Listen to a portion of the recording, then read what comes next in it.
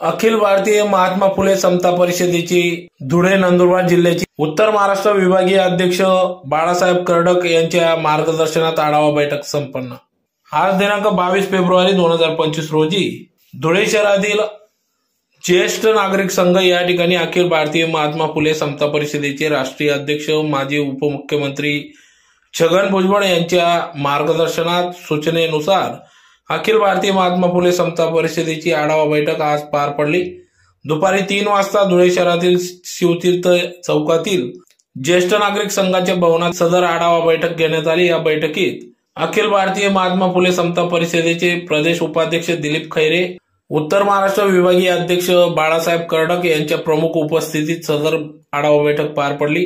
तर या बैठकीत प्रामुख्याने समता सैनिक, भुजबळ समर्थक, 12 बलुतेदार, सकल ओबीसी समाज बांधव मोठ्या संख्येने उपस्थित होते। तर ज्यात प्रामुख्याने बैठकीत माजी मंत्री तथा नेते छगनराव भुजबळ यांना मंत्रिमंडळात समाविष्ट न केल्यामुळे या ठिकाणी समता सैनिकांमध्ये 12 बलुतेदार समाजात नाराजी व्यक्त झाली असून या ठिकाणी कार्यकर्त्यांनी सदर नाराजी आपल्या मनोगतातून व्यक्त केली। तर येत्या काळात भव्य महामेळावा घेण्यात यावा असं आग्रही भूमिका या ठिकाणी सर्व कार्यकर्ते पदाधिकाऱ्यांनी घेतली असून येत्या काही दिवसात माननीय नेते छगनराव भुजबळ यांची भेट घेऊन सदर महामेळावाचे नियोजन करण्यात येईल असा विश्वास या ठिकाणी बाळासाहेब कर्डक, उत्तर महाराष्ट्र अध्यक्ष यांनी आपल्या प्रतिक्रियेतून व्यक्त केला।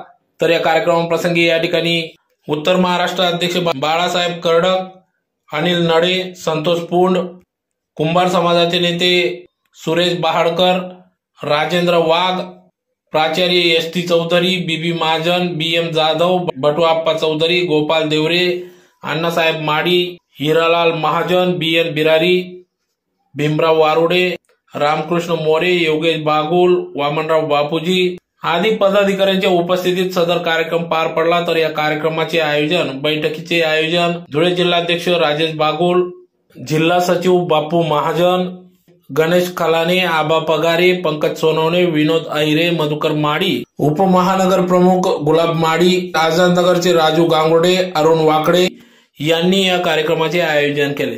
तर यावेळेस मोठ्या संख्येने समता सैनिक पदाधिकारी उपस्थित होते। त्याच्या 6 महिने अगोदर मी आपल्याकडे आलेलो होतो, आठवत असेल जी लोक त्या कार्यक्रमावर, बरोबर का योगेश? किती महिने? 6 महिने मी आपल्याकडे आलो होतो आणि पुढे भविष्यामध्ये आपल्यावरती कुठलं संकट येईल याची जाणीव मी तुम्हाला करून दिली होती 6 महिने अगोदर। आणि नेमकं तेच झालं। 6 महिन्यानंतर श्री जरांगे उपोषणाला बसले। उपोषणाला बसल्यानंतर त्यांनी एक भावनिक आव्हान करून असापी समाजाला एकत्रित करून एक प्रेशर टॅक्टिक्सचा वापर करून शासनाकडनं वेगवेगळ्या स्वरूपाचे GR प्राप्त करून घेतले। मागच्या दराने आरक्षण घेण्याचा प्रयत्न केला आणि एवढं सगळं होत असताना आदरणीय भुजबळ साहेब सत्तेमध्ये असताना सुद्धा, आपल्या पदाचा सत्तेमध्ये असताना, मंत्री असताना, आता बऱ्याच बातम्यांनी या ठिकाणी भुजबळ साहेबांना पुन्हा मंत्री करावं या संदर्भाने या ठिकाणी आपली मतं व्यक्त केली।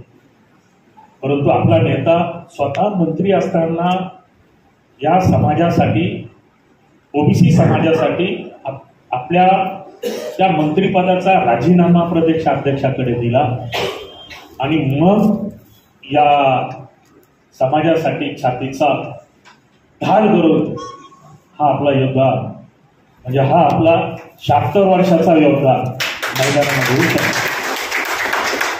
आणि आपण बघितलं, एका बाजूला धनशक्ती, सामाजिक शक्ती, राजकीय शक्ती सगळी एकत्रित असताना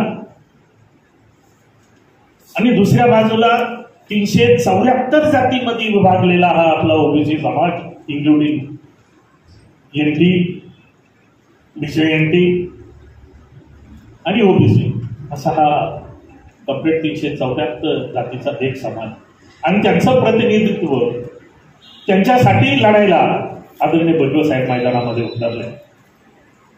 बरं बांधवांनो, लढाई तशी सोपी नव्हती, भालकर साहेब भुजबळ साहेब मैदानात उतरले आणि तुमचे देवेंद्र फडणवीस वाचले.